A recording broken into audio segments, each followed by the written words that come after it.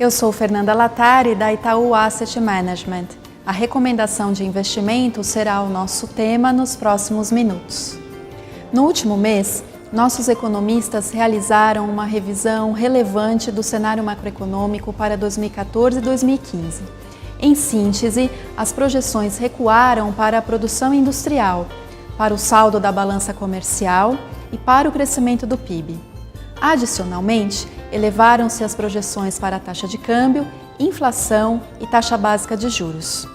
Por trás dessas mudanças estão o impacto mais forte e rápido em relação ao inicialmente esperado do enfraquecimento da demanda argentina sobre o nível de atividade brasileiro, os efeitos adversos do clima sobre a oferta de alimentos e o encarecimento dos custos de energia pelo maior acionamento das usinas termoelétricas. Além disso, mesmo que o nosso cenário básico não contemple crise de crédito na China ou em outras economias emergentes, o desconforto do mercado com esse tema também vem sendo fonte de instabilidade para a trajetória dos ativos de risco como ações, commodities e moedas. Nesse contexto, a alocação em ações foi mantida no ponto neutro da carteira recomendada, porque o mercado já sofreu queda até meados de fevereiro. Mas a visão prospectiva piorou. Avaliamos que o potencial de recuperação dos principais índices acionários brasileiros nos próximos 6 meses ficou mais incerto e limitado, em comparação aos rendimentos projetados para as aplicações em renda fixa. Mais juros, o crescente risco de racionamento de energia elétrica e a baixa confiança para investimentos produtivos pioram as perspectivas para o PIB em 2014 e 2015. Não conseguimos vislumbrar taxas superiores a 2%, e assim é possível uma nova rodada de redução nas projeções para o crescimento de lucros das empresas listadas em bolsa, que parece somente em parte incorporada às cotações atuais. O risco negativo por termos mantido a alocação neutra em ações seria uma desaceleração ainda maior no Brasil, vinda do mercado de trabalho, que por ora segue esfriando gradualmente. Ruídos do cenário eleitoral, problemas mais graves na China.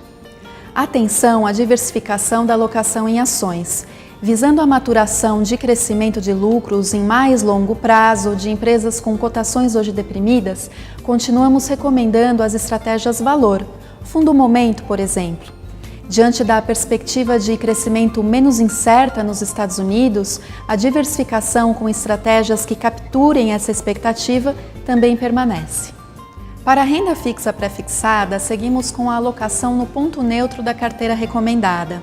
Mesmo com a atividade econômica fraca, que dá espaço para uma redução no ritmo de alta da taxa Selic, as expectativas para o IPCA estão em alta, esperamos mais que 6% para 2014.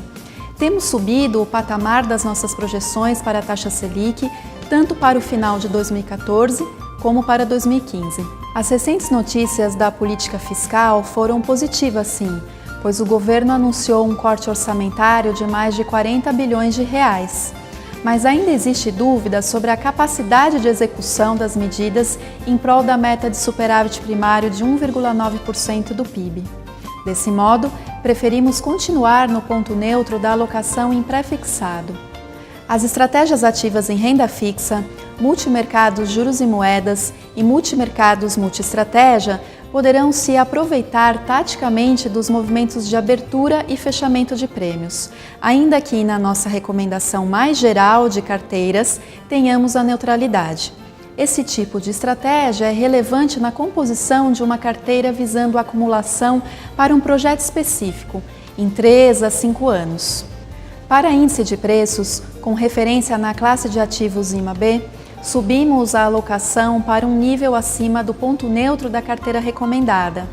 Para cada perfil de risco, o nível neutro é representado por um percentual diferente de alocação de recursos nas classes.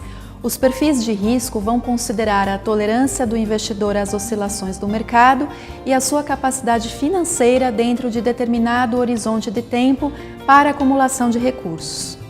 Visando projetos com prazo de acumulação acima de 5 anos, especialmente quando consideramos o objetivo da aposentadoria, os níveis dos cupons das NTN-Bs estão muito atrativos. o carregamento com variações mensais salgadas do IPCA continuará interessante. Mas atenção, a perspectiva de retorno maior em comparação à renda fixa tradicional não deverá ocorrer em janelas curtas de tempo. Os fatores que poderiam desencadear uma queda consistente dos cupons e, consequentemente, uma rentabilidade muito positiva ainda estão em aberto, como a já mencionada capacidade de execução fiscal. A dinâmica do cenário americano e dos rendimentos das treasuries longas por lá é um fato de sensibilização mensal da rentabilidade dessas estratégias. A parte disso, com foco no longo prazo, a recomendação mais um é pertinente. Para finalizar, gostaria de relembrar a mensagem sobre como lidar com investimentos mais arriscados num ambiente de volatilidade. Aqui estão 5 pontos.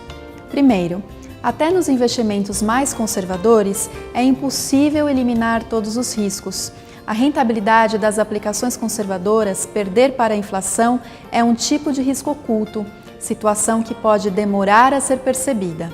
Segundo, um erro frequente é usar a rentabilidade passada das aplicações como um guia para a rentabilidade futura.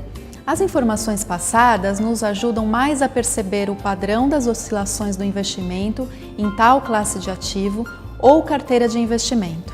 Terceiro, evite ao máximo tomar decisões sobre estratégias de investimento com maturação no longo prazo, acompanhando o seu desempenho com lupa no curtíssimo prazo.